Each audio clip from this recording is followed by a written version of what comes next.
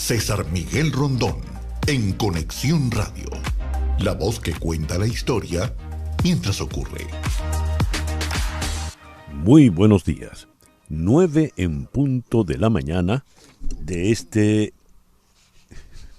Salió una voz así como de fantasma. 9 en punto de la mañana de este lunes 31 de julio del año 2023. Y en este momento, a las 9 en punto de la mañana, usted está sintonizando en Conexión Radio por Éxitos 107.1 FM en Miami, la emisora del sur de Miami, Territorio Éxitos. Usted también nos puede escuchar por la aplicación Actualidad Media Group. Esta aplicación usted la descarga de manera gratuita en su teléfono celular. Y si entra en www.éxitos107.com, además de escucharnos, nos puede ver. Muy buenos días a todos pues los que nos están viendo por acá. Recibo el saludo de Juan Bautista González desde una Caracas llenita de sol. Magali Hernández nos saluda desde Dublín. Nancy Teresa Herrera desde Valencia. Doña María Alicia Sifontes, siempre tan consecuente, nos saluda desde Caracas. Dice que el video de Adolfo Herrera no tiene desperdicio. Bueno, ya se lo diremos a Adolfo Herrera. Se refiere al video que colocamos en nuestra carta que enviamos todos los sábados. Que no está suscrito a la carta, es muy fácil. cesarmiguelrondon.com/boletín. Y todos los sábados a las 8 de la mañana recibirá su carta. Daniel Majano nos saluda desde la tierra de los crepúsculos, es decir, él está en Barquisimeto. Muchísimas gracias a todos por reportar la sintonía de En Conexión Radio. En Conexión Radio es una producción de Floralicia Anzola para Éxitos 107.1 FM. En el juego de la herencia latina, ¿quién gritó play ball?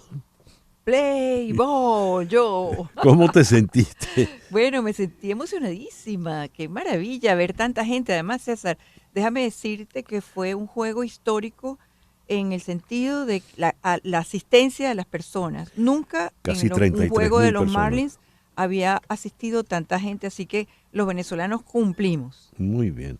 Y tú gritaste play ball. Exacto. Y buenos días para todos. Y buenos días para todos. Laura Rodríguez está en la producción general. Muy buenos días, Laura. Buenos días a todos y feliz comienzo de semana. Mariel Sofía Rodríguez en Madrid está encargada de la producción informativa. Buenos días, Mariel Sofía. Hola, muy buenos días. Feliz inicio de semana para todos. Jesús Carreño está en la edición y montaje. En los controles, Daniel Patiño. Daniel, muy buenos días. Buenos días, César, a nuestros oyentes y al equipo. Y ante el micrófono, quien tiene el gusto de hablarles, César Miguel Rondón. Hoy, 23 de julio, es el día de San Calimero de Milán, Santa Elena de Suecia, felicitaciones a las Helenas, San Fabio de Mauritania, felicitaciones a todos los Fabios, San Germán de Auxerre, felicitaciones a los Germán, San Justino de Jacobis, felicitaciones a los Justinos. Y es el día de San Ignacio de Loyola, así que felicitaciones a todos los Ignacios e Ignacias.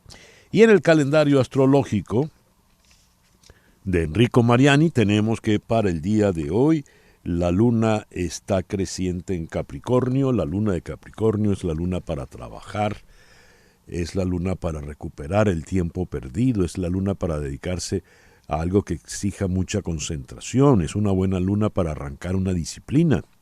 Y si estamos en arranque de semana, pues será mejor todavía.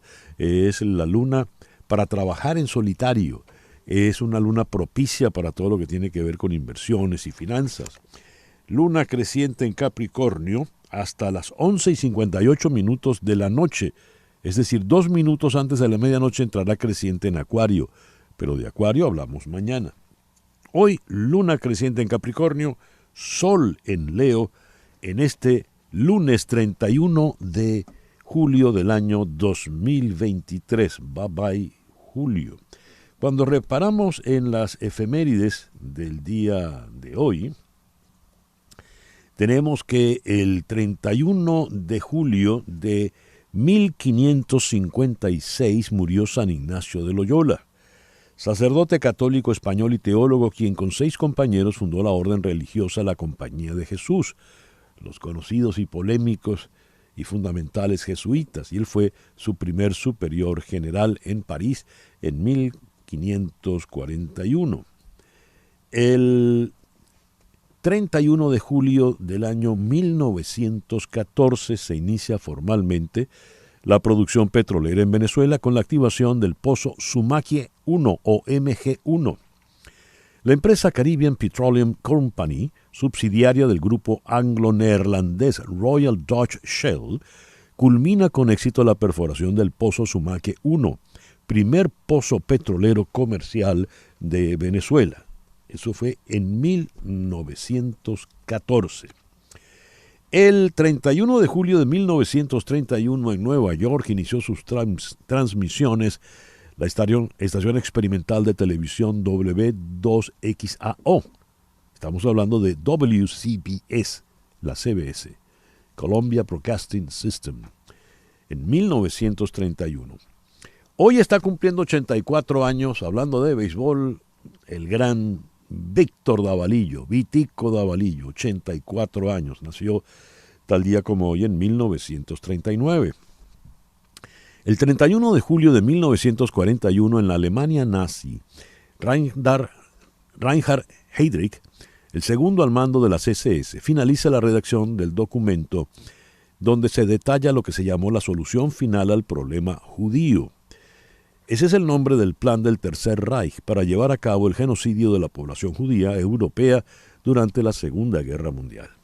Luego fuera asesinado en una acción de un par de paracaidistas checos en Praga. Es una de las historias más extraordinarias de la Segunda Guerra Mundial.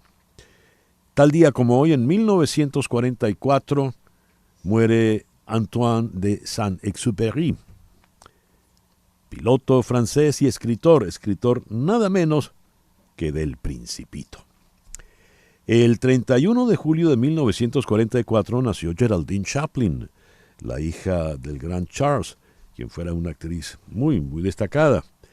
Quien está viva con nosotros todavía. Hoy está cumpliendo 58 años J.K. Rowling, la escritora escocesa, la autora de los libros de Harry Potter. Nació en 1965. El 31 de julio de 1976, en los Juegos Olímpicos de Montreal, el boxeador venezolano Pedro Gamarro logra la medalla olímpica de plata.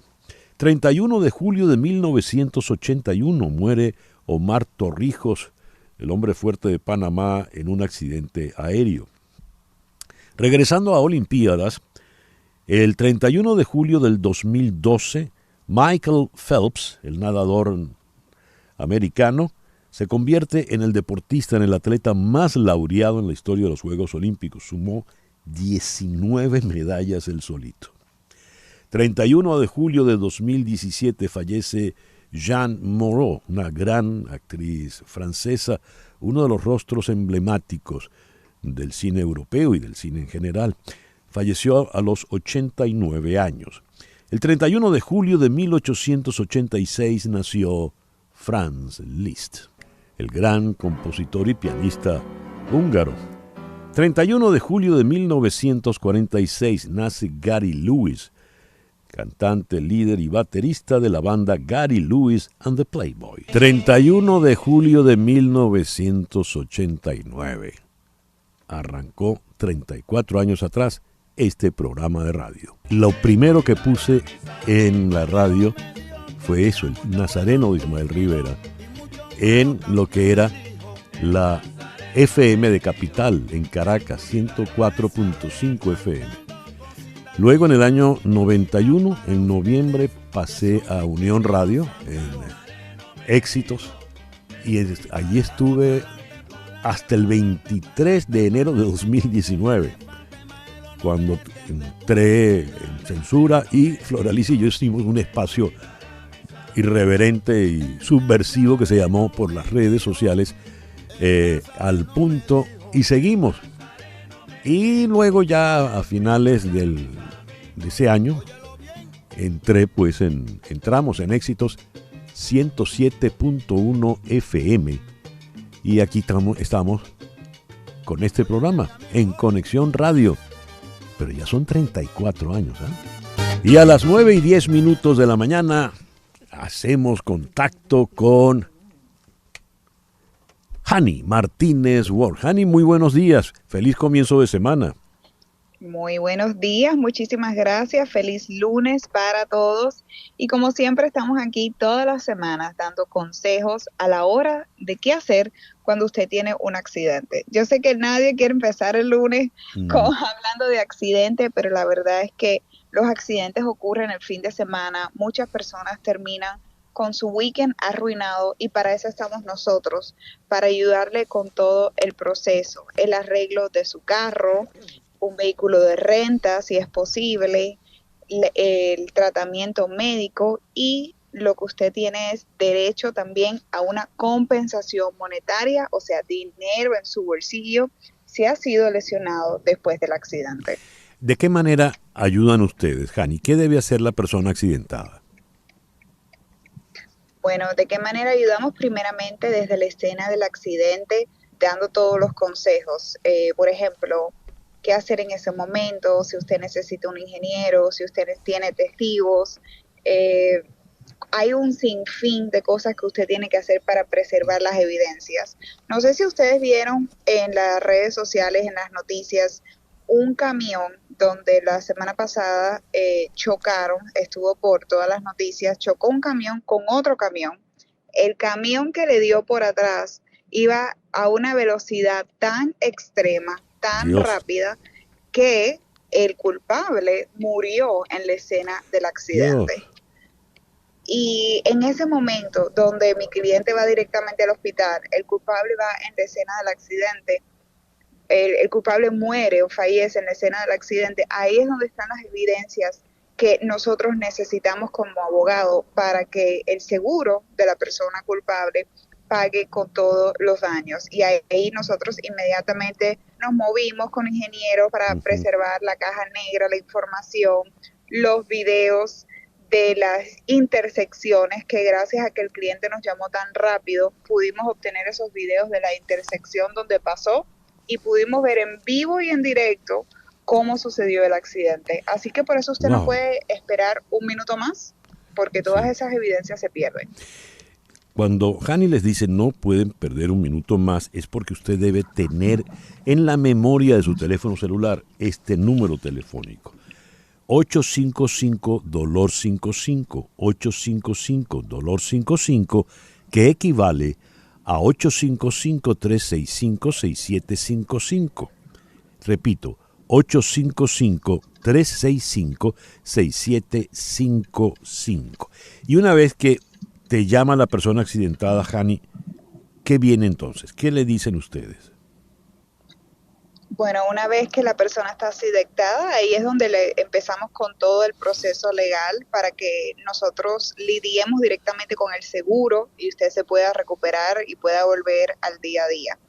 Y eso es lo que hacemos en nuestras oficinas. Lo mejor de todo es que usted no tiene que pagar un centavo llamándonos desde la escena del accidente, no tiene que pagar nada ni al principio ni al final, así que es mejor usar este beneficio desde el principio, tener sus evidencias y así al final del caso todo va a fluir más rápido, el caso se cierra más rápido, las compensaciones monetarias son aún mejores y los clientes, bueno, quedan satisfechos. Hani, comentaste el caso de este accidente de 2 camiones y el que causó el accidente falleció. A veces tenemos en estas autopistas en Florida choques múltiples, ocasionados por un individuo o un automóvil o 2, pero terminan accidentados 8, 10 carros. ¿Cómo procede en ese caso? Bueno, ¿cómo procedemos? Nosotros cuando tenemos diferentes vehículos a la misma vez, ahí es un caso mucho más complejo porque la compañía de seguro le puede echar la culpa a uno o al otro a la misma vez. Y la mayoría de las veces se apuntan unos a los otros y ninguno quiere pagar. Nosotros lo que hacemos una vez más como abogados, asegurarnos de tener las evidencias para que el seguro responsable pague. Si hay 2 seguros, pues los dos seguros tienen que pagar. Pero lo Ya. peor que usted puede hacer es dejar que pase el tiempo, las evidencias se desaparecen, y yo he tenido personas que han esperado a ver qué va a decir el seguro, y cuando vienen a ver se han quedado sin absolutamente nada. Ah, caramba. Por eso, pues, no deje de tener este número de teléfono. 855-DOLOR-55, 855-DOLOR-55, que equivale a 855-365-6755. Le repito, 855-365-6755. Hani, ¿algo más? Eso es todo. Recuerden que pueden venir a nuestras oficinas en Miami Lakes. Tenemos oficinas también en Orlando, y bueno, también para todos los que tienen familias en Nueva York, tenemos oficina en Manhattan. Muy bien. Hani, muchísimas gracias. Muchísimas gracias. Hani Martínez Ward, abogada de accidentes. El editorial con César Miguel Rondón. Con estupor leo este despacho de la agencia francesa AFP proveniente de Kabul. Las autoridades talibanas encendieron este fin de semana una hoguera en una provincia del oeste de Afganistán y arrojaron instrumentos y equipos musicales a las llamas por considerar la música como inmoral. Promover la música conduce a la corrupción moral y tocar música extravía a los jóvenes, declaró Aziz al-Rahman al-Muhajir, responsable del Ministerio de Promoción de la Virtud y la Represión del Vicio en la provincia occidental de Herat, donde tuvo lugar la hoguera. Entre los instrumentos lanzados a la hoguera había una guitarra, un armonio, 2 instrumentos de cuerda y unos tambores. A ver, quemar instrumentos musicales porque la música conduce a la corrupción moral y extravía a los jóvenes. El que lo dice es el responsable del Ministerio de Promoción de la Virtud y Represión del Vicio. Ya la mera existencia de un ministerio como este nos habla del oscurantismo que impera en el gobierno talibán allá en Afganistán. Recordemos que durante su primer gobierno los talibanes derribaron aquellas monumentales estatuas de Buda históricas, eran joyas pues artísticas. Pero cuando el fanatismo es lo que se impone, no hay nada que pueda detenerlo.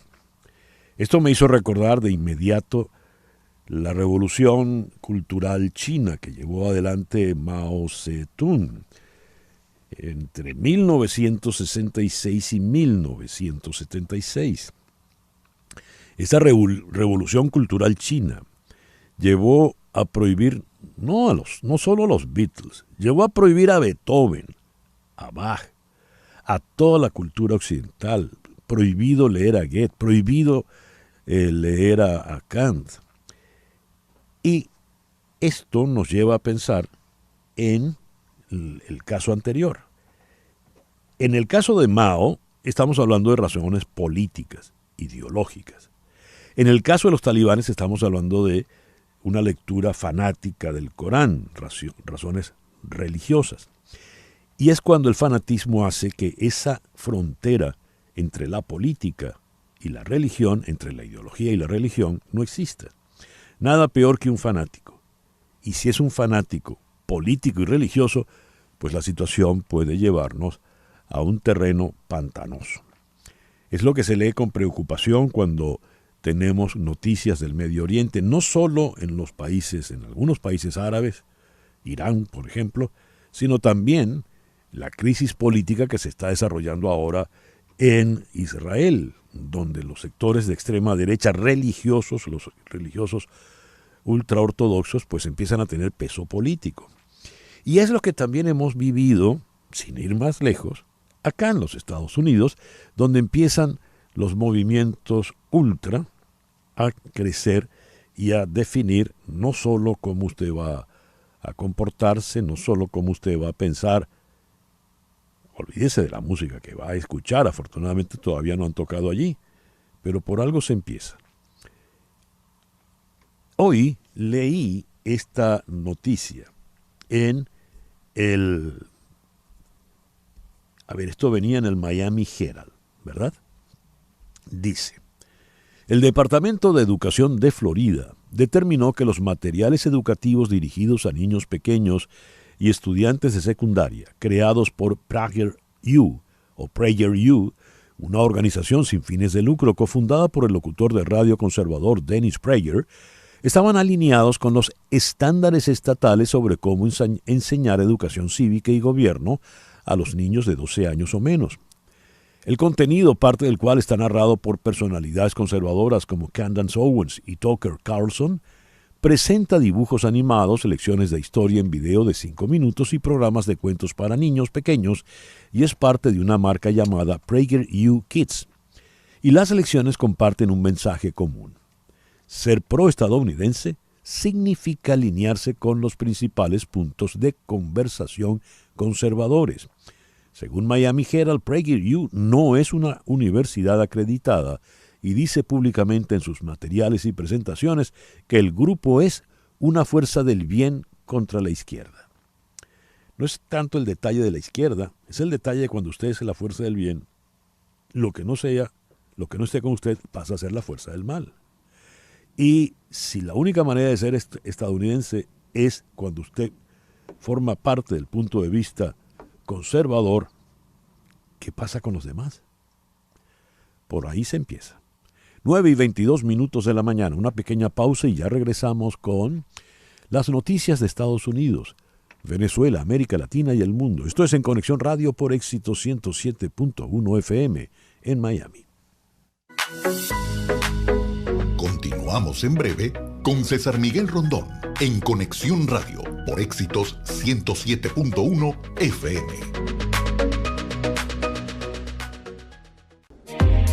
César Miguel Rondón está en Conexión Radio por Éxitos 107.1 FM. 9:24 de la mañana. Noticias de Estados Unidos con César Miguel Rondón en Conexión Radio. Washington se espera que el ex socio comercial de Hunter Biden, el hijo del presidente, Devon Archer, testifique hoy a puerta cerrada ante el Comité de Supervisión de la Cámara de Representantes. El presidente del panel, James Comer, republicano de Kentucky, también escribió cartas al abogado de la Casa Blanca y a un donante demócrata que compró obras de arte de Hunter Biden para preguntar sobre el puesto del donante en una comisión presidencial. Una mujer de 21 años ha muerto y otras 8 han resultado heridas después de un tiroteo desde un vehículo en el distrito oeste de Chicago, según relata la policía local. Los hechos sucedieron en el barrio de North Lawndale, sobre la 1 de la madrugada del día de hoy, cuando un jeep se acercó al grupo de mujeres y varias personas armadas comenzaron a disparar tras salir del vehículo. Las mujeres heridas tienen edades comprendidas entre los 20 y los 33 años. Una de ellas recibió 8 impactos de bala en el torso y está en estado crítico. Carlos de Oliveira, el tercer y más nuevo acusado en el caso de documentos clasificados de Trump, será procesado en un tribunal federal en el centro de Miami hoy en la mañana. El Departamento de Justicia acusó a de Oliveira, el administrador de la propiedad de Mar-a-Lago, de intentar eliminar las imágenes de seguridad que los investigadores buscaban cuando investigaban el presunto acaparamiento de documentos federales confidenciales por parte del expresidente Donald Trump. Acusaron a de Oliveira de conspiración para obstruir la justicia, mentirle al FBI y destruir evidencia. Los fiscales del Departamento de Justicia alegan que Trump retuvo registros clasificados del gobierno después de dejar el cargo e intentó obstruir su regreso. También enfrenta nuevos cargos como parte de una acusación formal emitida el jueves que incluye poseer y compartir un plan de guerra altamente clasificado. Presidiendo los procedimientos judiciales de hoy está Edwin Torres, el mismo juez magistrado que supervisó la lectura de cargos de Waltin Nauta. El único abogado confirmado públicamente para de Oliveira a partir de esta mañana temprano es John Irving, quien reside en Washington, D.C. Elementos de la Guardia Nacional de los Estados Unidos reforzaron las barricadas de alambre de navaja y de malla en la frontera Juárez-El Paso, a pesar de una demanda del gobierno federal de los Estados Unidos para retirar esta barrera que migrantes tildaron de inhumana y ambientalistas dijeron que es un riesgo para el ecosistema. Es horrible ver esas púas. Es algo psicológico que te quedas traumatizado, dijo la ecuatoriana Erika Macías con su bebé de 6 meses en brazos minutos después de acercarse hasta las barricadas y regresar llena de miedo a que su hijo sufriera lesiones con las navajas de la alambrada. El expresidente Donald Trump derrotaría al gobernador de Florida, Ron DeSantis, con 62% de ventaja en contra de 31% de DeSantis. Esto en un enfrentamiento directo en las primarias, según una nueva encuesta nacional de The New York Times Siena College.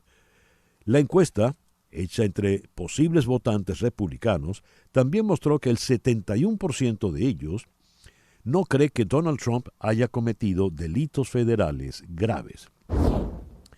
El calor sofocante deja a 70 millones de personas bajo alerta en los Estados Unidos a medida que las temperaturas récord se desplazan por el sur, donde las zonas de las llanuras del sur y el sureste podrían alcanzar temperaturas récord de 46 grados Celsius, 115 Fahrenheit. El servicio meteorológico advirtió que los índices de calor que tienen en cuenta la humedad podrían superar los 40 o 60 grados Celsius, de 105 a 115 Fahrenheit en el sur de las llanuras hasta la parte baja del valle de Mississippi y el suroeste.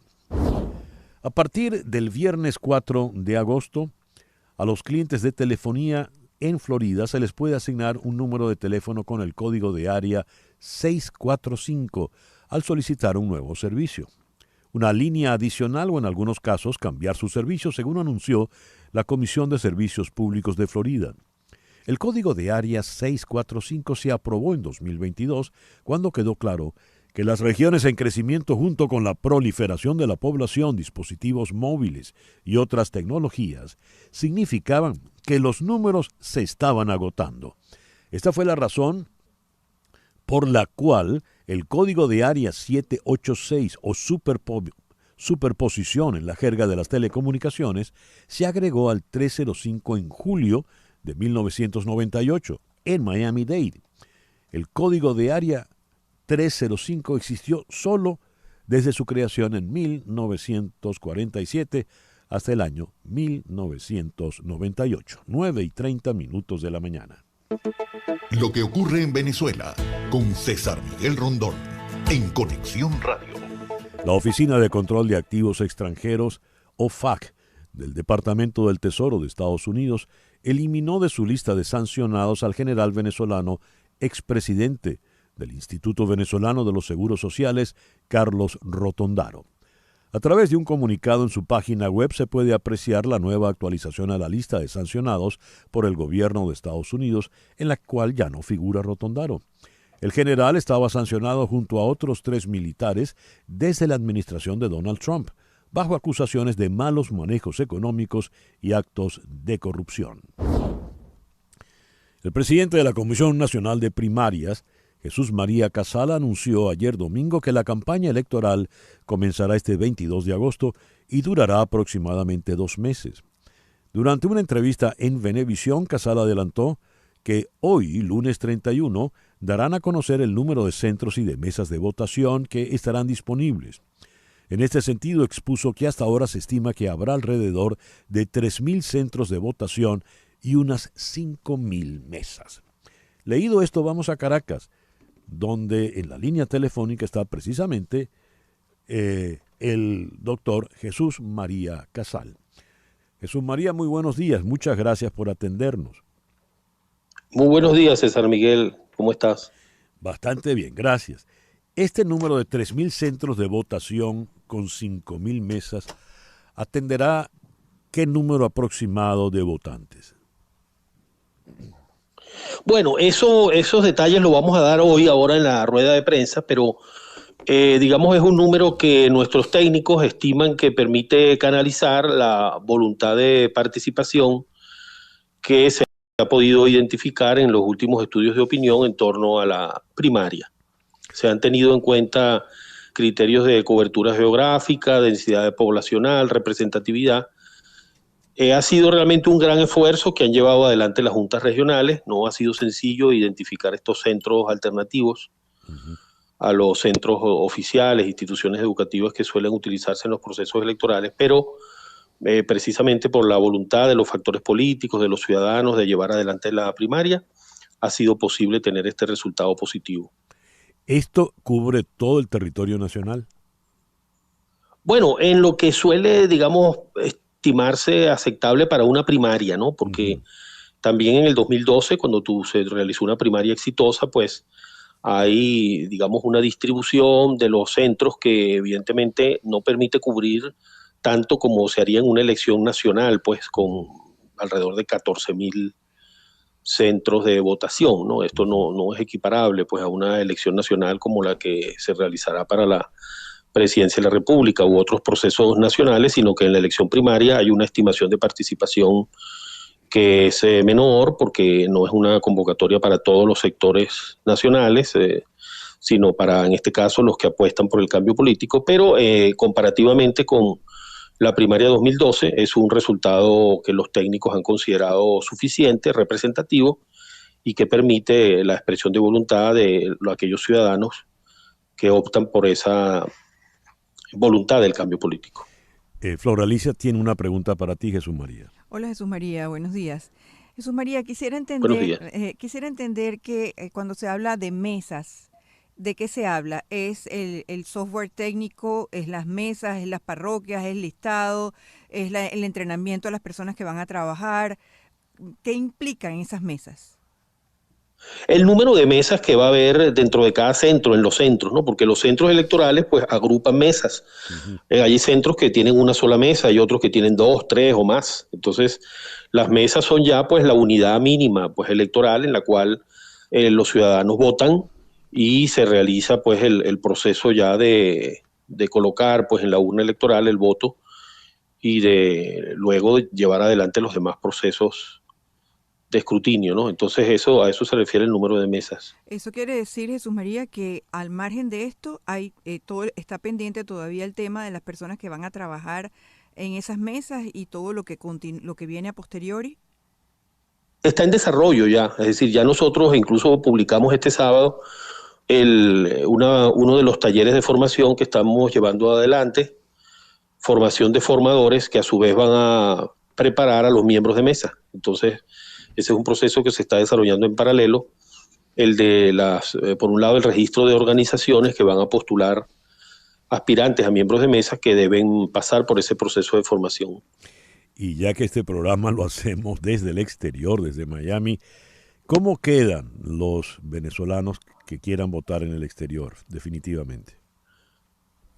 Bueno, allí también, en cada una de las ciudades donde han sido dispuestas estas ciudades para el voto en el exterior, se están creando comités que apoyan para la celebración del proceso electoral en cada una de esas ciudades. Entonces allí, pues igualmente, sobre todo con el esfuerzo de los venezolanos que residen allí, hay que cubrir los aspectos logísticos pues, y de costos para la impresión de los cuadernos, y ya estos comités están, muchos de ellos, la gran mayoría ya instalados y funcionando para organizar el proceso electoral en esas 81 ciudades.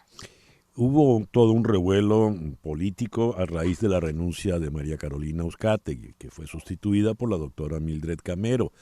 ¿Quisieras agregar algo a esta situación?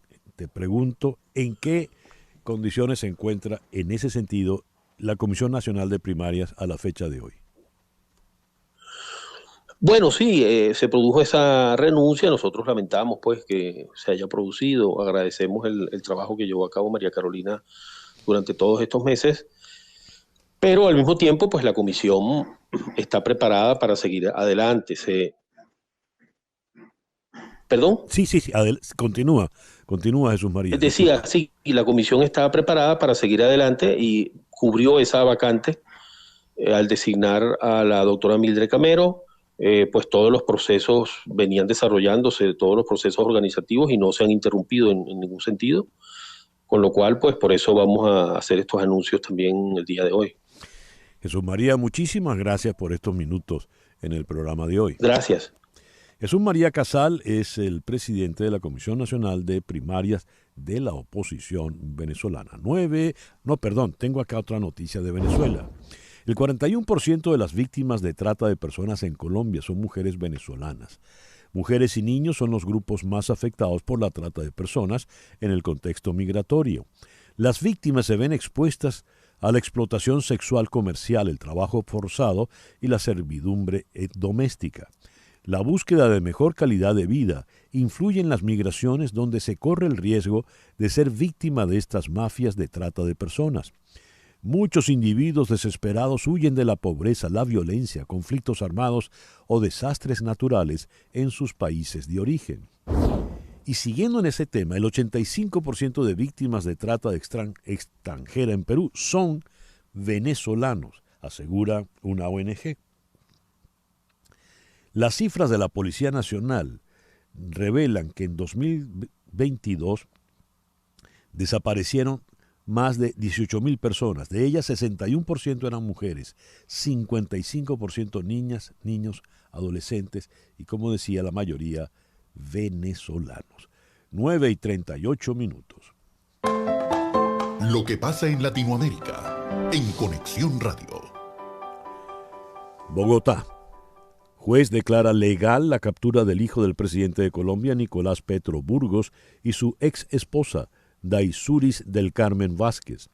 El Juzgado Penal Municipal 74, con funciones de control de garantías, determinó además que se impartió legalidad a los allanamientos, registro e incautación de fines de comiso de elementos que serían útiles para la investigación y que adquieren la calidad de material probatorio o evidencia física, de acuerdo con el comunicado. Al respecto, el presidente Petro dijo: como persona y padre, me duele mucho tanta autodestrucción y el que uno de mis hijos pase por la cárcel. Como presidente de la República, aseguro que la Fiscalía tenga todas las garantías de mi parte para proceder de acuerdo a la ley. A mi hijo le deseo suerte y fortaleza. Eso lo escribió Petro en el Twitter, luego de afirmar que estos hechos forjen su carácter y que reflexione sobre sus propios errores. 9:40 de la mañana. Las noticias del otro lado del mundo, en Conexión Radio. Moscú ataca la ciudad natal de Zelensky y denuncia un bombardeo ucraniano en el centro de Donetsk. Uno de los dos misiles impactó en un edificio de 4 plantas de Kryvyi Rih, una institución educativa, y el otro en un bloque de viviendas de 9 pisos donde se produjo la víctima mortal, según el Ministerio de Interior de Ucrania. La viceministra de Defensa, Hanna Maliar, confirmó hoy lunes que las Fuerzas Armadas de Ucrania han logrado ligeros avances en la ciudad de Bakhmut, localidad bajo dominio ruso, desde mayo y codiciada por ambas partes en el conflicto por su elevado valor estratégico. El Papa Francisco viaja a Fátima para implorar por la paz en Ucrania. El Papa viaja este miércoles a Lisboa para participar en la Jornada Mundial de la Juventud. Pero, desde un primer momento, una de las condiciones de este viaje era poder volver a visitar el santuario de Fátima para implorar de nuevo por la paz en Ucrania y en el mundo, ya que la historia de las apariciones está especialmente ligada a Rusia. Francisco ya había acudido al santuario mariano con motivo del centenario de las apariciones para la canonización de los 2 pequeños pastores, Francesco y Jacinta Marto, en mayo de 2017, y por tanto será de los pocos lugares del mundo que el pontífice argentino ha visitado en más de una ocasión en su pontificado. En el escenario postelectoral en España, uno de los grandes partidos independentistas catalanes, la Republicana Catalana, propuso al otro, Junts per Catalunya, superar diferencias y negociar unidos el apoyo a la investidura del socialista Pedro Sánchez como presidente del gobierno español, a cambio de avanzar en un referéndum de secesión. La junta militar golpista en Níger acusó a Francia de buscar las vías y medios para intervenir militarmente en el país africano para liberar al presidente depuesto Mohamed Bazoum, retenido desde el pasado miércoles por los militares. Y en Pakistán, al menos 44 personas murieron y decenas quedaron heridas ayer domingo en el noroeste de Pakistán por la explosión de una bomba durante un mitin organizado por un partido islámico, según informaron las autoridades. El ataque iba dirigido contra el partido religioso conservador Jamiat Ulema e Islam, que celebró una asamblea bajo una carpa a la que asistieron más de 400 miembros y simpatizantes en la ciudad de Har, cerca de la frontera con Afganistán. 9:43 de la mañana. Una pausa y al regreso venimos con nuestro foro en el día de hoy con el hashtag Caso Trump. Vamos a ocuparnos en el foro de hoy de lo que está ocurriendo con Donald Trump y qué puede pasar de ahora en adelante. Desde el punto de vista político, hablaremos con Pablo Pardo, corresponsal del Mundo de Madrid en Washington, y desde el punto de vista jurídico, legal, vamos a conversar con el abogado penalista Frank Quintero Jr. aquí en Miami. Así que ya regresamos con hashtag Caso Trump en Conexión Radio por Éxito 107.1 FM en Miami. En un momento regresamos con César Miguel Rondón en Conexión Radio por Éxitos 107.1 FM.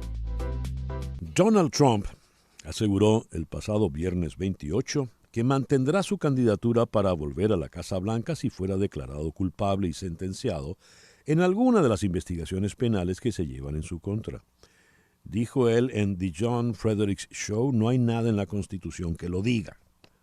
La reacción del exmandatario y principal candidato del Partido Republicano trasciende un día después de que el fiscal especial Jack Smith presentara 2 nuevos cargos contra él por obstrucción a la justicia y retención intencionada de información clasificada en el caso de los documentos hallados en su mansión de Mar-a-Lago en Florida, por el que ya fue imputado el pasado mes de mayo.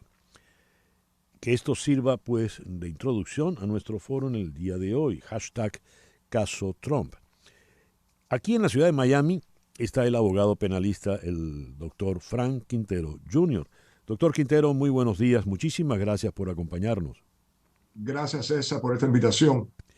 Y en la ciudad de Washington, para abordar el aspecto político de este problema que tiene 2 caras muy claras, la jurídica y la política, está Pablo Pardo, periodista corresponsal del diario El Mundo de Madrid en la ciudad de Washington. Pablo, muy buenos días, gracias por estar con nosotros. Muchas gracias a vosotros, como siempre, por tenerme en vuestro programa. Pablo, vamos a comenzar contigo y el aspecto político. The New York Times con el Siena College recién ha publicado una encuesta hecha entre los republicanos. Según esta encuesta, Donald Trump cuenta con el 54% del favoritismo contra apenas 17% de DeSantis, 3% de Pence, Scott y Haley y 2% respectivamente para Ramaswamy y Christie. Si sumamos desde DeSantis hasta Christie, eso nos da un total de 30 votos. 30%. 30% no sirve para nada frente al 54% de Donald Trump. Y la encuesta dice que para el 70 y tanto por ciento de estos votantes consultados, Donald Trump no ha cometido ningún delito. A ver, ¿qué significa esto en la circunstancia jurídica que está enfrentando el señor Donald Trump? Fundamentalmente yo creo que esto significa que a la base electoral republicana le da exactamente igual los procesos judiciales a los que se ha sometido Donald Trump. Es más, me atrevería a decir que le favorecen. Donald Trump empieza a despegarse ya de manera manifiesta y obvia de DeSantis. Ya le llevaba ventaja, pero vamos a empezar aquí una ventaja insalvable, pues en el mes de mayo, una vez que se recibe la primera imputación en el estado de Nueva York. Él mismo lo ha dicho en varios rallies, en varios actos electorales, que en lo que respecta a cuantos más cargos le añadan, más sube su popularidad. Uh-huh. Y ese es el caso. Es decir, hombre, evidentemente tiene un gasto económico, $40 millones, como hemos visto esta semana para su campaña en gastos legales, pero que sus seguidores están completamente dispuestos a pagar. Ahí puede haber una pequeña parte de republicanos a los que no les gusta esto o les repela, digamos. Puede haber también una pequeña parte de republicanos que estén de acuerdo más con otros candidatos y consideren que DeSantis, por ejemplo, es mejor estratega que Donald Trump, pero el carisma, que es algo que es un intangible, digamos, del expresidente, es total y absoluto. Yo creo que aunque la campaña se celebre, digamos, entre juicio y juicio, Donald Trump está claramente encaminado a ser el nominado republicano a la Casa Blanca, prácticamente, salvo que suceda una catástrofe, salvo que no sé, que un meteorito se estrelle contra la Tierra. Bueno, descartemos la posibilidad del meteorito, Pablo. Dijo Donald Trump el viernes que aun si fuera declarado culpable y sentenciado en alguna de estas investigaciones, él continuaría adelante en su campaña para volver a la Casa Blanca porque dijo textualmente, no hay nada en la Constitución que se lo impida. ¿Eso es cierto? Le pregunto al doctor Frank Quintero, abogado penalista en Miami. Doctor Quintero. César, gracias por esta invitación. El presidente o el expresidente, por ese lado está correcto, que no hay nada que prohíbe una persona de ser convicto de correr para presidente. Ahora, si está convicto no puede votar, ¿me entiendes? Quiere decir que él por lo menos no puede votar en la elección, pero sí puede correr para presidente. No, esto es algo completamente nuevo. Primera vez en la historia de este país que tenemos esta situación. Y tendremos que ver qué es lo que dicen las cortes, porque si hay un proceso en el cual el Congreso puede remover un presidente si ha cometido lo que se llama high crimes and misdemeanors, crímenes grandes y menores. Entonces, puede ocurrir, existe la posibilidad de que él pueda correr, que gane, y el Congreso empiece el proceso de removerlo por haber estado convicto de crímenes bajo la Constitución. Pero de prevenir que corra, bajo el entendimiento mío, yo no he visto nada que prevenga el expresidente que vuelva a correr si fue convicto de un crimen. La situación es realmente confusa y compleja, doctor Quintero.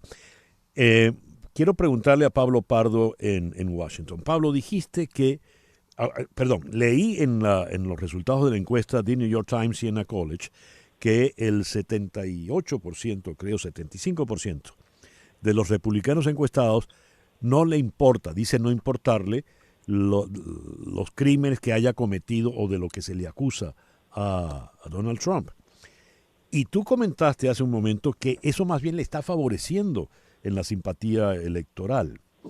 Si en efecto queda, como acaba de decirnos el doctor Quintero, convicto, no puede votar, pero puede seguir corriendo en la campaña electoral, ¿cómo quedaría eso políticamente hablando en Estados Unidos? ¿Cómo lo ves, Pablo? ¿Cómo quedaría políticamente hablando? ¿En qué sentido? Bueno, porque ya, como ya dijiste, Pablo, como ya dijiste que le está beneficiando los señalamientos, las acusaciones, si terminase convicto, sería una catapulta aún más fuerte, pregunto. Tal vez pudiera ser una catapulta aún más fuerte. Tenemos el caso de un candidato, creo que en los años 20, que por oponerse a la entrada de Estados Unidos en la Segunda Guerra Mundial hizo campaña desde la cárcel. Era un socialista y obviamente finalmente perdió, consiguió creo que el 1.5% del voto, una cosa así, no recuerdo su nombre, y una vez que... Pero su plan era que si ganaba las elecciones, pues él se iba a autoindultar.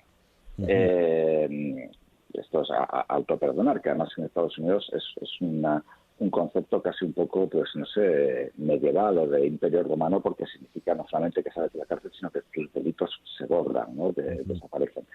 En el caso de Donald Trump, desde luego, yo no creo que por el calendario de la justicia y por las tácticas legales de Donald Trump, tenemos que tener en cuenta que Donald Trump es una persona que no sé si ha tenido más de 1000 litigios en su vida, pero si no ha tenido más de 1000, probablemente haya tenido 800, o sea, tiene mucha experiencia en esto, y su estrategia siempre es dilatar y retrasar, ¿no? Con lo cual yo pienso que es poco probable. Aquí tenemos un abogado y él sabe mucho más que yo de esto, evidentemente, pero todos los analistas coinciden en que es poco probable que los juicios acaben celebrándose antes del 5 de noviembre del 2024, simplemente porque, bueno, la justicia es lenta, y segundo, porque la estrategia de Donald Trump es hacerla todavía más lenta.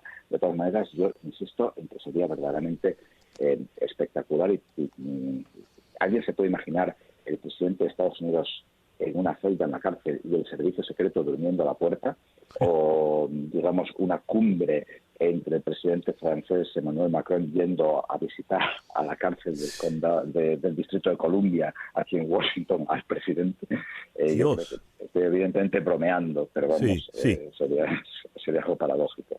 No, pero es que es impresionante. ¿Qué opina usted de esto, doctor Quintero? Por favor. Bueno, mire, en mi opinión, pase lo que pase, ¿okay? Estamos hablando de un candidato que las reglas normales de la política no aplican. Lo vimos desde el año 2016 hasta hoy en día. Este es un candidato que, si a cualquier otro candidato le pasara el 1% de lo que le ha pasado al expresidente Trump, la campaña de ese candidato estuviera completamente destruida. Sin embargo, lo que estamos viendo es que la base de él, lo que es el Partido Republicano, ha embarcado en una postura de que todas estas cosas lo han ayudado a subir de popularidad.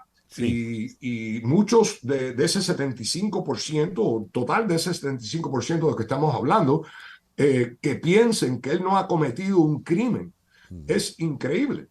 Sí. Porque la evidencia que se ha estado presentado, y otra vez, tenemos que asumir que él es no culpable porque él no ha ido a juicio todavía, pero la evidencia que hemos visto hasta ahora en contra de cualquier otro candidato, cualquier otro ciudadano americano, cualquier otra persona que estuviera en la postura que está el expresidente en este momento, no hay forma de que una persona pueda concluir, ¿okay?, que no se ha cometido un crimen. Sí. Se cometió un crimen, que el presidente no tenía el intento criminal. A cometer el crimen es otro problema legal, pero que hubo un crimen, hubo un crimen. Inclusive hubo unas series de crímenes. Ahora, la defensa de él puede ser que él no tenía el intento criminal de cometer el crimen, y eso es posible, pero que se han cometido crímenes, se han cometido crímenes. Eso, no hay duda en eso. Sin embargo, el 75% piensa que ni siquiera hubo un crimen. Dios. Vamos a hacer una pequeña pausa y el doctor Quintero va a quedarse con nosotros, pero Pablo Pardo ha de despedirse. Sin embargo, Pablo, antes de despedirte, ha quedado perfectamente claro que Trump rebasa con mucho a cualquier competidor dentro del Partido Republicano, incluyendo a Ron DeSantis, que siendo el que está más cerca, está muy lejos de él. Valga la paradoja. En el caso, entonces, demócrata, solo Joe Biden, como estiman algunos, podría hacerle frente. Sí, solamente Joe Biden es el único candidato. Sí. Buenos días, América. Son las 8 de la Ciudad de México. Sí, perdón. Bien, no tuve la respuesta de Pablo, dice, pero sí nos dijo que Biden por lo visto sería hasta ahora el único candidato, de manera tal de que repetiríamos en 2024 las elecciones del 2020. Pero cada uno de ellos 4 años más viejo, ¿eh? Bien, una pequeña pausa y ya regresamos con el doctor Frank Quintero Jr. en nuestro foro de hoy, hashtag Caso Trump, aquí en Conexión Radio por Éxito 107.1 FM. Una pausa y regresamos con César Miguel Rondón en Conexión Radio. Sintonizas a César Miguel Rondón en Conexión Radio por Éxitos 107.1 FM. Son las 10:33 minutos de la mañana. Contratar los servicios de un abogado de inmigración es un asunto delicado porque establecerse en Estados Unidos exige de trámites que debes realizar con abogados con mucha experiencia y conocimiento. Las abogadas de Canelo Fadul Immigration son especialistas en visas de inmigración laboral, familiar y humanitarias, entre tantas otras, y suman más de 55 años de experiencia, asesorando desde la solicitud de la visa hasta la obtención de la residencia y posterior ciudadanía. Si necesitas asesoría para inmigrar, llama al 1-8448-MIGRAR, 1-8448-MIGRAR, que equivale a 1-848-8644727. Di que llamas de mi parte y la primera consulta será gratis. También puedes escribir a inmigraya@canelofadul.com. Canelo Fadul Immigration, reputación, confiabilidad y efectividad. Las noticias de este momento en Conexión Radio. ¿Y qué noticias tenemos en este momento, Flor Alicia? Bueno, César Miguel, la Antártida perdió un pedazo de hielo del tamaño de la Argentina. Imagínate, el hielo marino antártico, que normalmente se reduce a sus niveles más bajos a fines de febrero y se reconstruye durante el invierno, no ha vuelto a los niveles esperados este año. Florence Coleone, glacióloga del Instituto de Oceanografía y Geofísica Experimental de Trieste, advirtió que aunque no es momento para el alarmismo, la situación debe ser vigilada. Coleone, que ha completado 2 misiones de investigación a la Antártida, señaló que a diferencia del Ártico, donde hay una clara tendencia de pérdida de hielo, es difícil afirmar que en la Antártida se está produciendo el mismo fenómeno. La especialista también destacó el papel de la contaminación y el calentamiento global que amplifican el impacto de estos fenómenos. Dios, el tamaño de Argentina. El tamaño, sí. Y Argentina tiene su tamaño, ¿no? Así es. Bueno. 16 minutos de la mañana, gracias Flor Alicia. Regresamos a nuestro foro, hashtag Caso Trump, con el doctor Frank Quintero Jr., abogado penalista, tanto a nivel federal, estatal como federal, aquí en la ciudad de Miami. Doctor Quintero, ya volveremos sobre el caso puntual de Donald Trump y su eventual participación en la campaña electoral. Hoy tenemos el caso de Carlos de Oliveira, el tercer y más reciente acusado en el caso de los documentos calificados de Mar-a-Lago. Se le acusa de intentar eliminar imágenes de seguridad de los circuitos cerrados cuando los investigadores buscaban los documentos federales. Este señor de Oliveira, ¿de qué manera puede complicar la causa, el proceso en contra del señor Trump, doctor Quintero? Increíblemente puede complicar el caso en varias áreas. Por ejemplo, él puede, a través de estos cargos adicionales, el gobierno va a poder introducir evidencia de el estado mental del expresidente. Obviamente tienen testigos que han implicado al señor de Oliveira, por eso fue que fue encausado. Esos testigos van a venir y van a testificar que ellos recibieron órdenes de el señor de Oliveira, permiso, Sí. Adelante. y que esas órdenes fueron a destruir, ¿okay? Evidencia. Van a identificar y le van a preguntar de quién se refería el señor de Oliveira cuando usó la frase "el jefe quiere". Van a decir que fue el expresidente. Esto es sentido común, ¿me entiendes? Sí. Esa evidencia va a ser usada para enseñar el estado de mente del expresidente, que esto no fue un accidente, que esto no fue negligencia por parte del presidente, sino fue un acto para obstruir y destruir evidencia, sabiendo que esa evidencia podía ser usada en contra de él. Eso complica el caso del expresidente. A ver, usted ha dicho 2 veces el estado mental del presidente.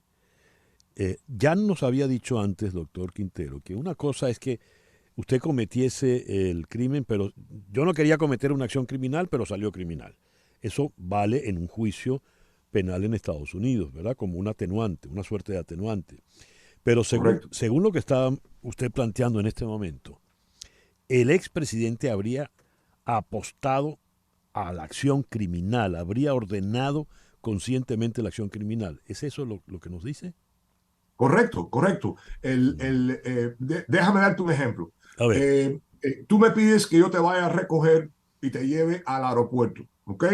Yo voy, yo te recojo, tú pones tus maletas en el maletero mío, en el viaje hacia el aeropuerto, nos paran, registran el coche, registran tus maletas y encuentran, vamos a decir, drogas en la maleta.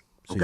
Sí. Técnicamente, yo he cometido un crimen. Yo estoy en lo que se llama posesión constructiva de la droga, porque están en el carro mío, están en las maletas tuyas. ¿Me entienden? Sí. Ahora, mi defensa sería, primero, yo no sabía que César tenía drogas en la maleta, ¿ok? Y yo no cometí un crimen porque no tenía el estado mental de cometer el crimen. ¿Me entienden? Ya. En este caso, la diferencia sería que yo le llamo, vamos a llevar unas maletas cargadas de efectos, de cosas prohibidas en el automóvil y usted me lleva conscientemente. Eso sí es un crimen y yo soy culpable en ese crimen de transportar o poseer esas drogas. ¿Ese es lo que equivaldría entonces a la circunstancia de Mar-a-Lago? Muy similar. La evidencia va a ser que de Oliveira le dijo a estas 2 personas que el jefe quería destruir las grabaciones de las cámaras en el local, en lo que era Mar-a-Lago. Obviamente van a tener que identificar quién de Oliveira se refirió como el jefe. No creo que un jurado tenga mucho problema en creyendo que en la opinión de esas personas el jefe era el expresidente. ¿Me entiendes? Claro. Eso es problema número 1, César. Problema número 2. El cargo nuevo que han presentado le abre la puerta al gobierno para, sin problema ninguno, introducir la grabación de lo que ocurrió en Nueva York, en Birmingham. La grabación donde él está enseñándole los planes secretos de atacar a Irán. Ese cargo ahora, ¿ok? No hay ningún tipo de oposición legal que tú puedas presentar, porque ese tape, esa grabación es evidencia directa de ese cargo. Antes que hayan presentado ese cargo, sí, el gobierno pudiera haber introducido esa grabación, pero se le iba a convertir en un problema un poco más difícil. ¿Me entiendes? Porque no había ningún cargo directo hacia esa grabación o ese acto criminal de enseñar el documento confidencial o secreto. ¿Me entiendes? Ahora ya ese problema el gobierno se lo removió. ¿Me entiendes? Porque hay un cargo directo ahora y obviamente esa grabación se va a permitir introducir como evidencia. Ahora, la grabación existe, fue borrada por de Oliveira, y si fue borrada, ¿por qué en teoría Donald Trump mandó a borrarla? Bueno, estamos hablando de dos grabaciones diferentes. Ajá. Una es la grabación en Mar-a-Lago. Sí, exacto. Yo le preguntaba por y la de la Mar-a-Lago. otra es la grabación de lo que ocurrió en Nueva York, Sí, en el club sí. de golf en Nueva Sí, York. sí. ¿Me entiendes?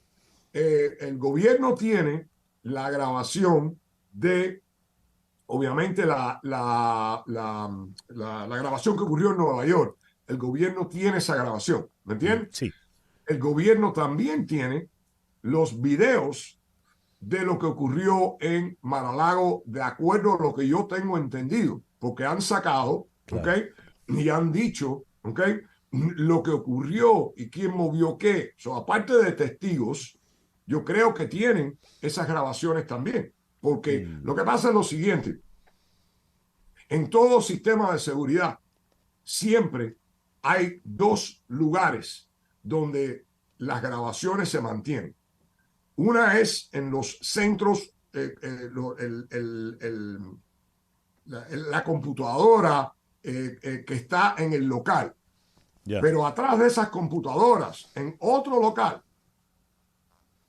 hay copias de esas grabaciones. Puede ser que estén en el aire, como decimos nosotros, en la nube. En las nubes, Sí. ¿ok? O puede ser en un servidor que esté en otro local para proteger la seguridad de la compañía o del local. Yo creo, de acuerdo a lo que yo tengo entendido, que el gobierno tiene esas grabaciones de las cajas con los documentos siendo movidas a un lugar y regresada a otro lugar. Ahora, qué puede hacer con estos elementos, con estas pruebas, el fiscal Jack Smith? Bueno, él puede desarrollar un caso en diferentes partes. La primera parte va a ser que él estuvo en posesión de documentos que él no tenía derecho a poseer. Que él devolvió ciertos y dijo que no había más. Sí. Que el gobierno le pidió que volviera a chequear y que entregara ese proceso.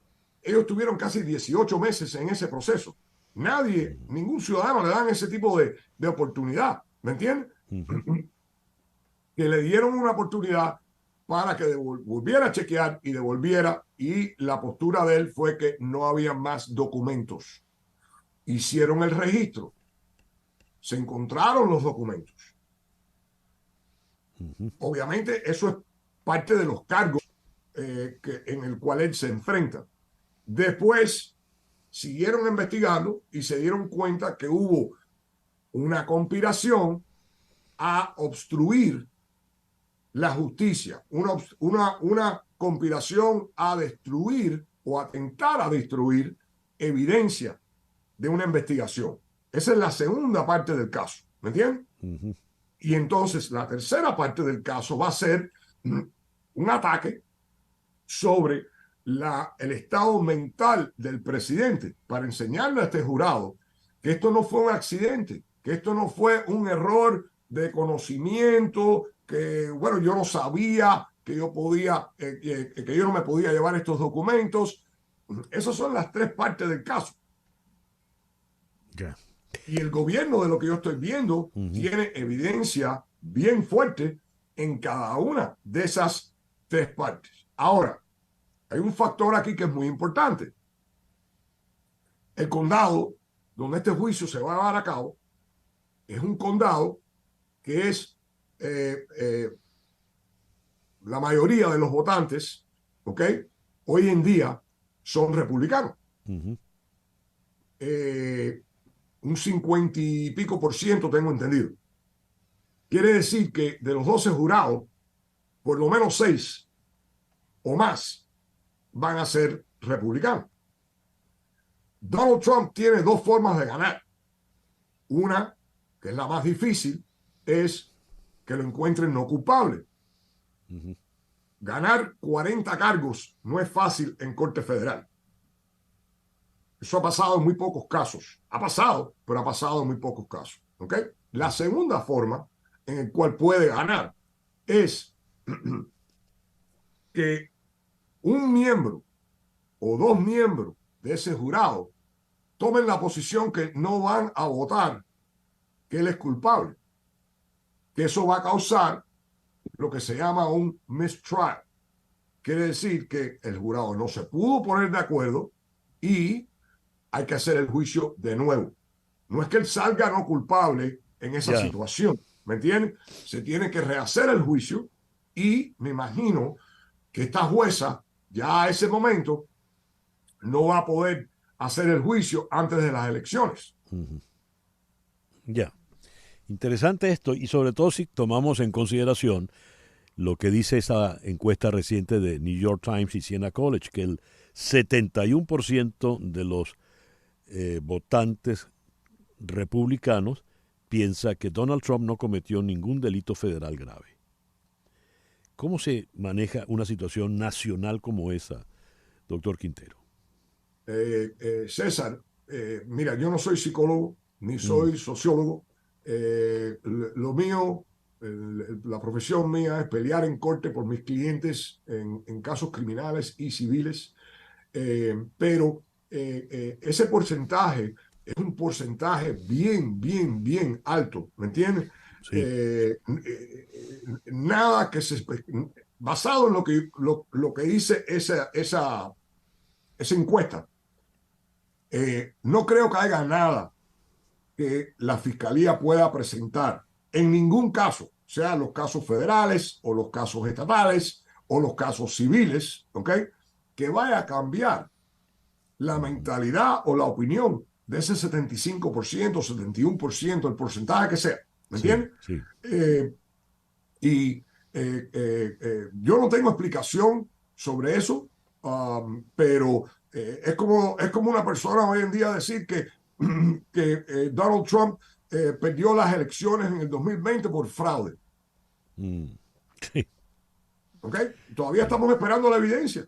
Todos los abogados que tomaron esa posición les han quitado la licencia, los han suspendido, le han puesto multa, ¿me entiendes? Por presentar una posición en corte que no ha habido evidencia. Entonces, la gente puede creer, eso es su derecho, pero tapar el sol con un dedo no es una buena situación. Ya lo creo. Doctor Quintero, le agradezco mucho pues que nos haya acompañado en el programa de hoy. Gracias por la invitación, César, a este programa tan informativo. Muchas gracias. El doctor Frank Quintero Jr., ya lo escucharon, es abogado penalista con experiencia tanto en las cortes estatales, aquí en Florida, como en las cortes federales. 10:21 de la mañana, una pequeña pausa y ya regresamos en Conexión Radio por Éxito 107.1 FM. En un momento regresamos con César Miguel Rondón en Conexión Radio por Éxitos 107.1 FM. Estamos en Conexión Radio con César Miguel Rondón. 10:23 de la mañana. En las noticias fundamentales en la América Latina tenemos algo pues que no es frecuente en nuestro continente, y es que la fiscalía de un país mande a la cárcel al hijo del presidente de la República. Eso es lo que ha ocurrido en Colombia con Nicolás Petro Burgos y su exesposa Daisuris del Carmen Vázquez. Se le preguntó a Álvaro Uribe qué opinaba de esto y Uribe dijo: me enseñaron desde muy pequeño que uno no debe celebrar la penuria ajena, la desgracia ajena. Punto, no dijo más nada. Y el propio presidente Petro escribió en el Twitter: como persona y padre me duele mucho tanta autodestrucción y el que uno de mis hijos pase por la cárcel. Como presidente de la República aseguro que la Fiscalía tenga todas las garantías de mi parte para proceder de acuerdo a la ley. A mi hijo le deseo suerte y fortaleza. ¿Cómo ha reaccionado la sociedad colombiana ante este hecho insólito, tan inusual? Vamos a Bogotá, allí está la periodista directora de La Otra Cara de la Moneda, Ana María Vélez. Ana María, muy buenos días, muchísimas gracias por atendernos la invitación. Hola, ¿qué tal? Muy buenos días, Miguel. Es un placer también para mí poderlos acompañar nuevamente en este espacio. Ana María, a ver, ¿cómo ha recibido la sociedad colombiana esta noticia tan insólita? Pues César Miguel, termina siendo el vivo reflejo de lo que vive actualmente Colombia, una Colombia polarizada, y es esa misma Colombia polarizada la que reacciona a favor o en contra de lo que viene ocurriendo. Es decir, los que son muy petristas, los que son seguidores del presidente Gustavo Petro, pues lo han rodeado, apoyándolo, extendiéndole mensajes de solidaridad como padre, pues teniendo en cuenta que realmente no vendría a ser una situación muy fácil para él. Pero por el contrario está el otro sector de nuestra sociedad, que también es el reflejo de otro sector político, que es precisamente el de oposición, quienes por supuesto pues aprovechan también un poco la situación y en otro caso pues piden justicia y exigen que el presidente Gustavo Petro también diga la verdad en el caso tal de que él supiera con anterioridad lo que estaba haciendo su hijo. Es, digamos, un poco lo que está ocurriendo en Colombia, es decir, una sociedad absolutamente dividida, sí. De todas maneras conmocionada, sí, porque como usted bien lo indica, no es una situación normal que el hijo de un presidente de la República termine siendo capturado por la Fiscalía General de la Nación e involucrado en este momento pues en el delito de lavado de activos y enriquecimiento ilícito. Puntualmente, ¿qué ocurrió? ¿En qué caso se le acusa al hijo de Petro y a su ex esposa? Porque además llama la atención eso también, ¿no? Es a la ex a la que están llevando a la cárcel. Sí, digamos que más sorpresa resultó la captura de ella que la del propio Nicolás Petro Burgos, porque en algún momento pues fue ella la que lanzó la denuncia pública, habló con uno de los medios de comunicación más destacados acá en el país, más reconocidos. Ella le dio una entrevista a este medio de comunicación y seguramente después de que se acercó a la fiscalía y entregó algunas pruebas, ella no esperaba haber sido también involucrada en el caso. Yo creo que ella pensaba que podía verse beneficiada con las pruebas que le estaba entregando a la fiscalía. Sin embargo, parece que él termina pues, finalmente también involucrada por falta de algunas pruebas que tampoco llegó a la fiscalía, y en este momento pues termina incluso con un delito extra al que tiene Nicolás Burgos, que es por atentar, digamos, con violación de datos, exactamente, digamos, como el delito adicional que le indilgan también a Dey Vázquez. Pero por otra parte, digamos que para remontarnos un poco precisamente a los hechos que usted me pregunta para poder hacer el contexto, sí. Ella habla a los medios de comunicación a finales de febrero, inicios de marzo, cuenta que Nicolás Petro Burgos recibió dineros, aproximadamente 600 millones de pesos colombianos, que debían ingresar a la campaña de su papá, el presidente Gustavo Petro. En ese entonces pues estaban en la época preelectoral, todavía apenas estaban iniciando las campañas, y al parecer el llamado Tuzo Sierra le habría entregado esos 600 millones de pesos. El Tuzo Sierra también es conocido aquí como el hombre Malboro, pagó 20 años de prisión por narcotráfico y hoy en día aspira a convertirse en el alcalde de Maicao, en el departamento de La Guajira. Este hombre le entregó esos 600 millones de pesos para apoyar la campaña, pero según Day, él no ingresa esos dineros a la campaña, sino que termina comprando un lujoso apartamento para ella y para él, allí en el departamento del Atlántico. Entonces, allí es cuando Dey decide contar a los medios de comunicación. Ella ha dicho y ha hecho una salvedad en varias oportunidades, y es que al parecer el presidente Gustavo Petro desconocía el ingreso de esa plata, o el aporte de la plata del Tuzo Sierra a la campaña, y también desconocía la inversión que habría hecho su hijo en ese apartamento, en ese inmueble. Dios, ¿qué tiene que ver en todo esto Armando Benedetti, el ex embajador de Petro en Venezuela?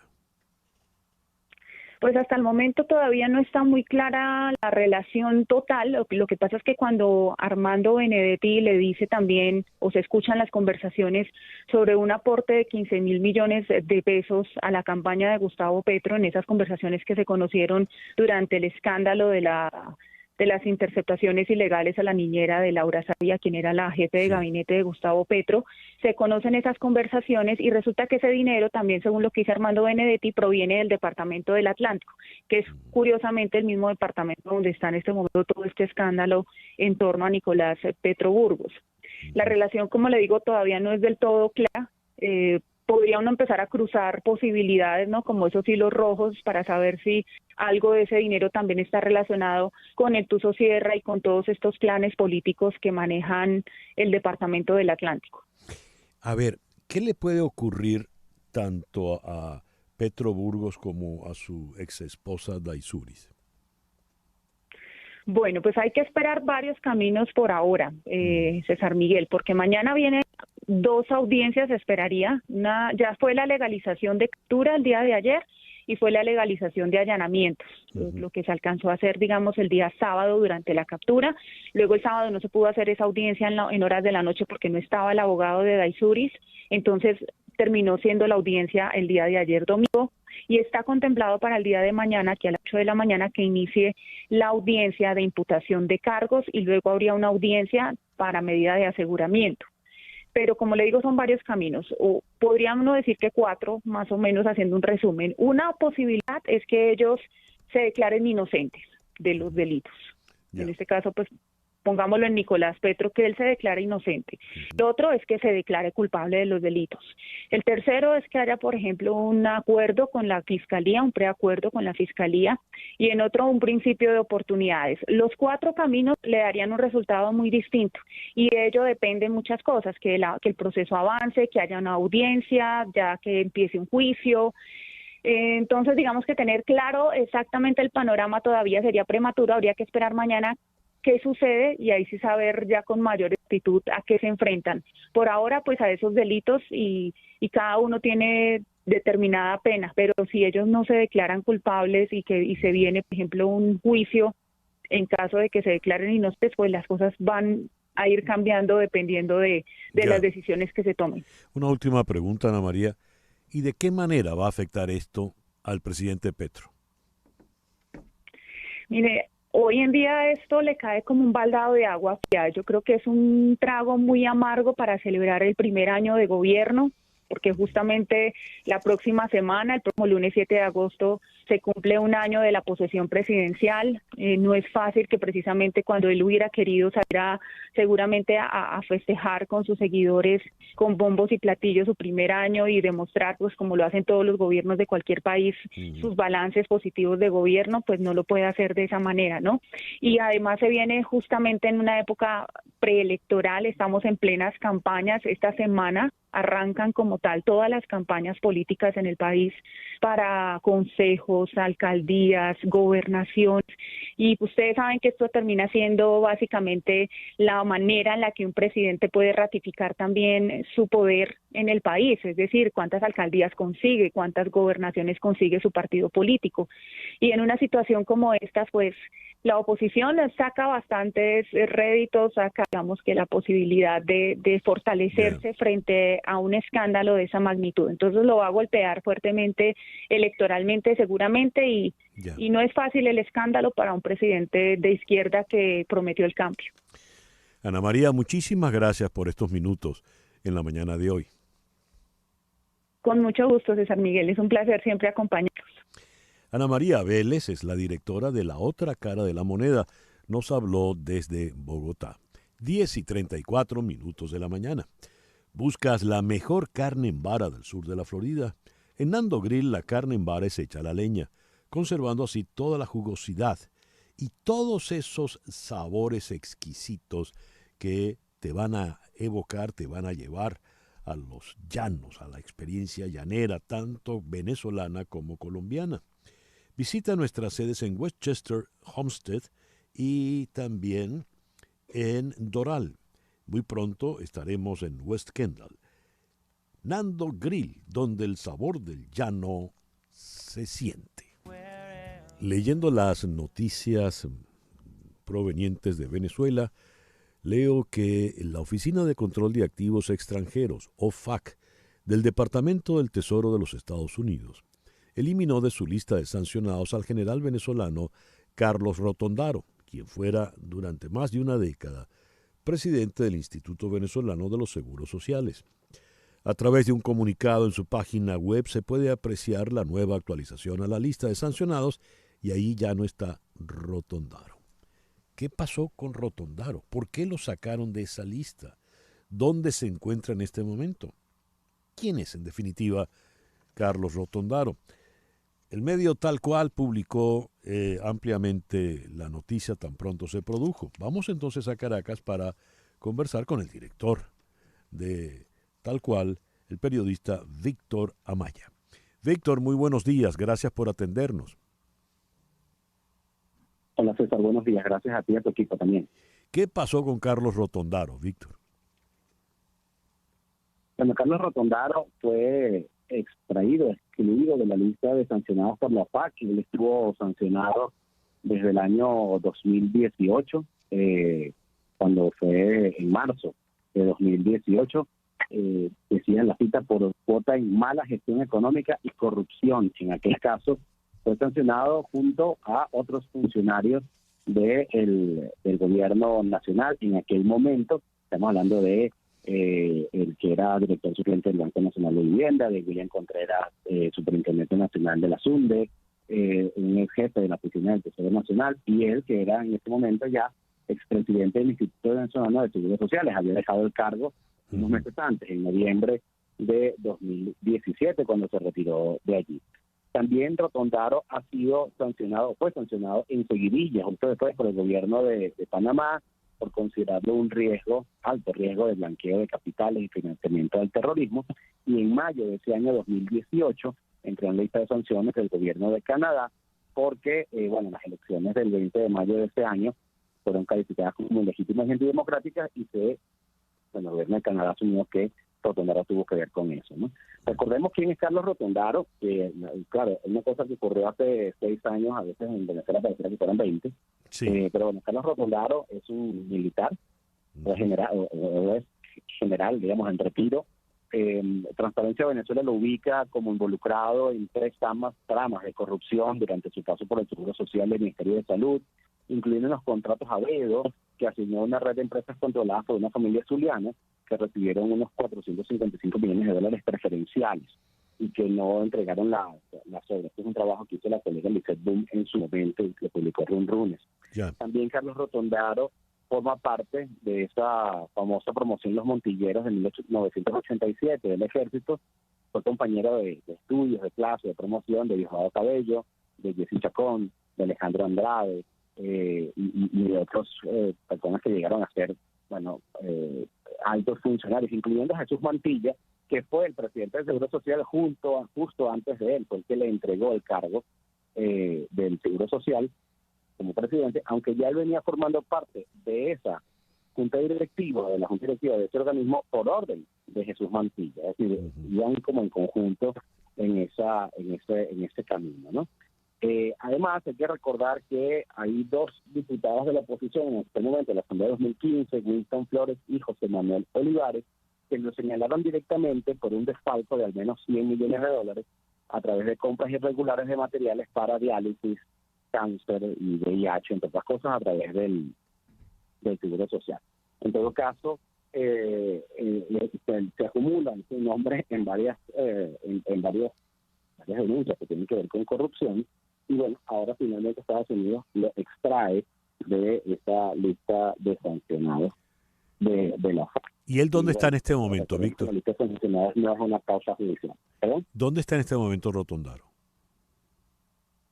Rotondaro se asume que está en Colombia. Él dio unas entrevistas en algún momento, hace ya un par de años, a NTN24, incluso desde Bogotá, donde mostraba, él estaba enfrentado directamente a Nicolás Maduro y acusaba a Nicolás Maduro de casos de corrupción, entre otras cosas. Ya. ¿Y por qué le quitan la sanción? Bueno, esa es la pregunta de las 40.000 lochas. Uno pudiera pensar que, la FAC no explica por qué lo hace.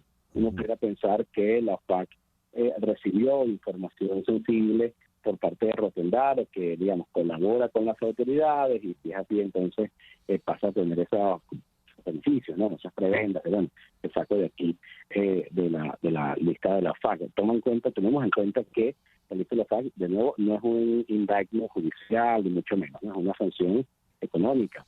Y en todo caso migratorio, no puede dejar Estados Unidos. Entonces lo saqué de allí, como antes ha sacado, por ejemplo, a Eric Mética Flores, lo sacó de la lista también, aunque se sigue relacionado con el gobierno nacional.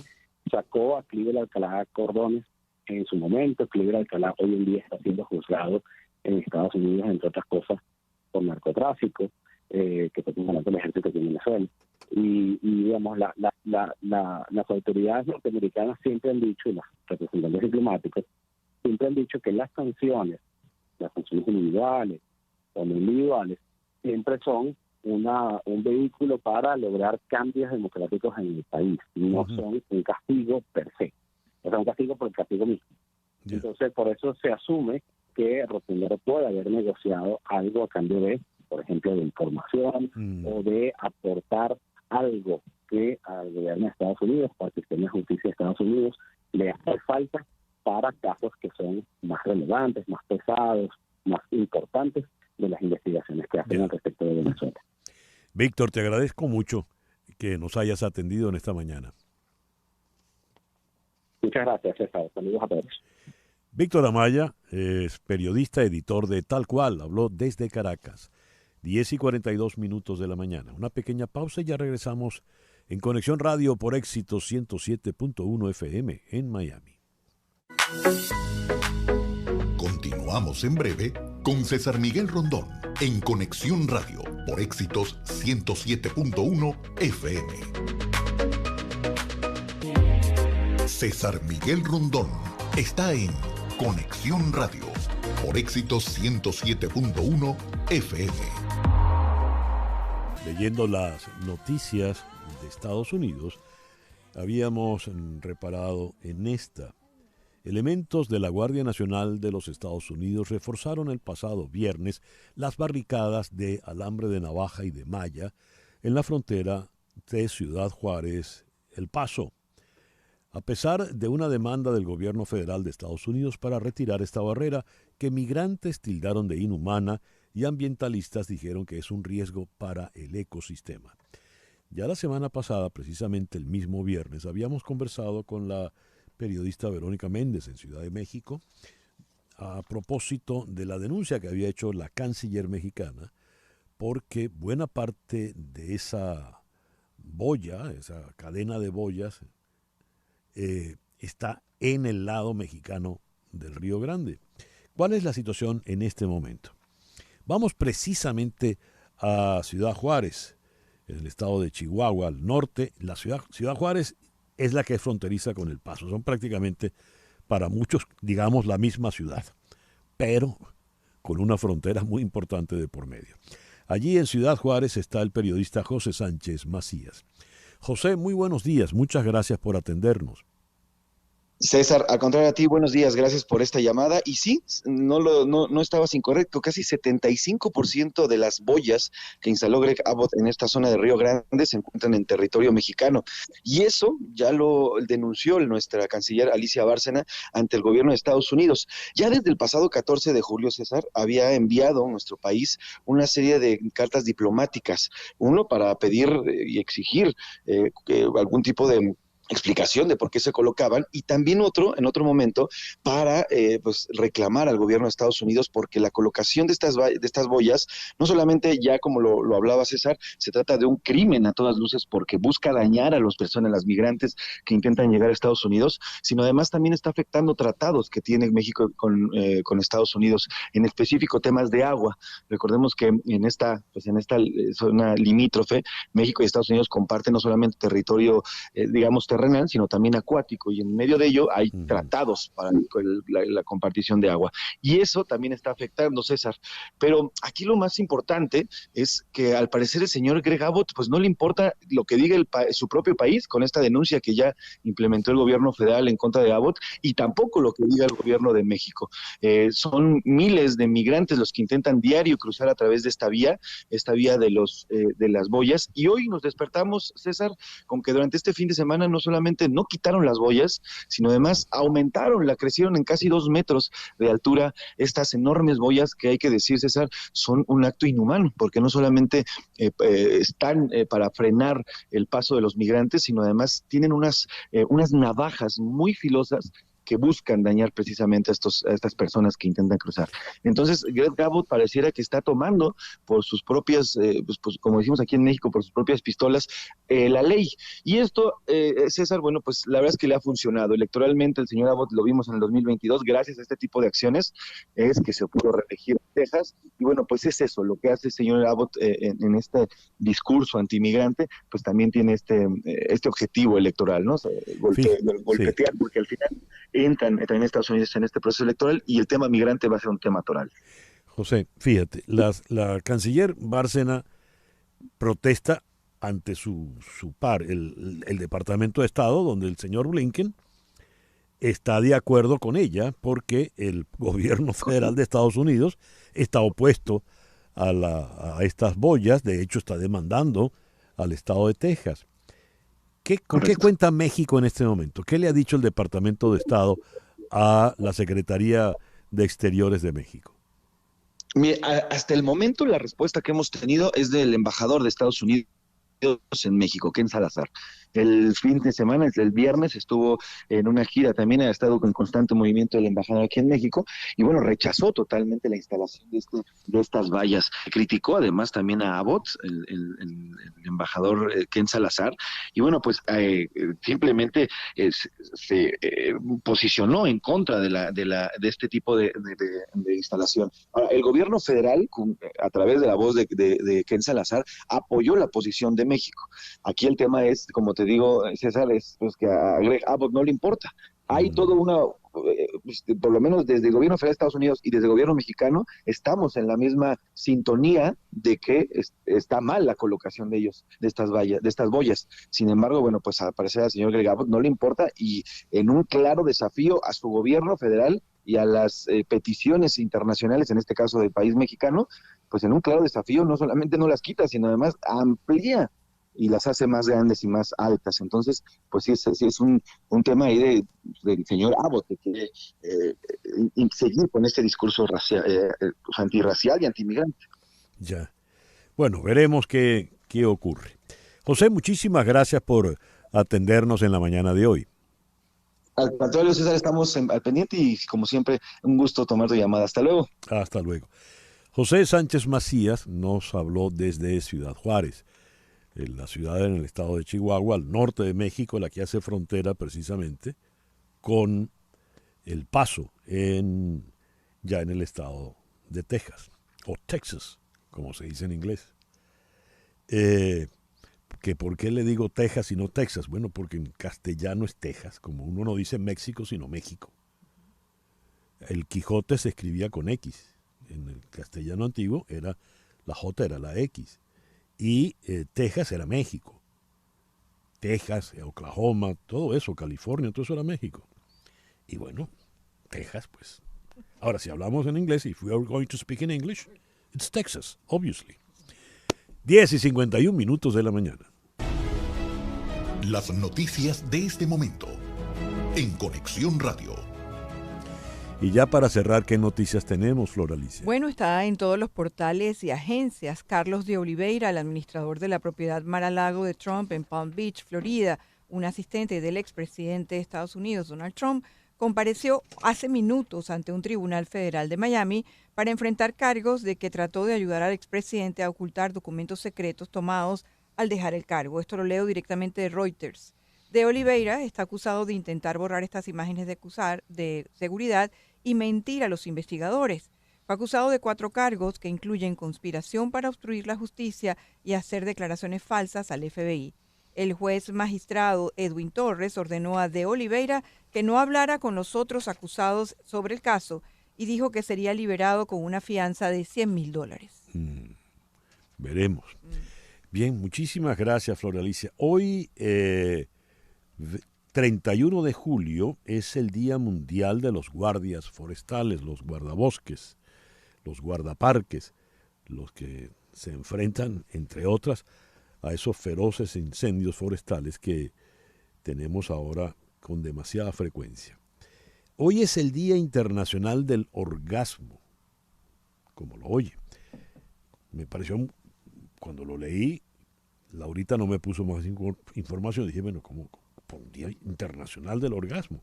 Pero cuando voy a buscar, cuando entro en el Google, leo que cada 8 de agosto se conmemora el Día Mundial del Orgasmo Femenino, fecha en la que se reconoce el derecho sexual de las mujeres al placer, en una sociedad donde todavía en algunas culturas se siguen desarrollando prácticas de mutilación femenina, entre otros actos atentatorios contra la sexualidad femenina. Pero esto es 8 de agosto y hoy es 31 de julio. Sí, es que son distintos orgasmos. El de hoy es el orgasmo de todos, cualquiera, y el del 8 de agosto es el orgasmo femenino. Ya lo tomaremos en su momento hablaremos por el de micrófono, Laura. El 8 de agosto ya nos referiremos al orgasmo femenino. O sea que en este de hoy, por ejemplo, estoy incluido yo. Sí. 10:54 minutos de la mañana. Y así nos vamos por el día de hoy. En Conexión Radio es una producción de Flor Alicia Anzola para Éxitos 107.1 FM, con Laura Rodríguez en la producción general, Mariel Sofía Rodríguez en la producción informativa, Jesús Carreño en edición y montaje, Daniel Patiño en los controles y ante el micrófono, quien tuvo el gusto de hablarles, César Miguel Rondón.